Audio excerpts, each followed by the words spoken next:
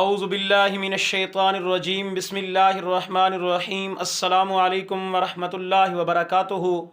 دوستو، آپ میرے پیچھے یہ وظیفہ دیکھ رہے ہیں جس کے اوپر لکھا ہوا ہے بیٹوں کے لیے وظیفہ۔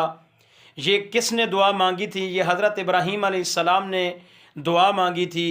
قرآن پاک کی یہ آیت کریمہ ہے، جو میری مائیں، جو میری بہنیں یہ چاہتی ہیں کہ اللہ تبارک و تعالیٰ نے مجھے اولاد تو دی ہے لیکن بیٹیاں ہیں، بیٹے جیسی نعمت نہیں دی اللہ تبارک و تعالیٰ نے، تو اسے چاہیے کہ اس آیت کریمہ کو 3 دن تک 30 مرتبہ پڑھ کر میٹھی چیز پر دم کریں اور اس کو کھائیں۔ انشاءاللہ تبارک و تعالیٰ اللہ پاک اولاد نرینہ، بیٹے جیسی اولاد نعمت سے آپ کو اللہ پاک نوازے گا۔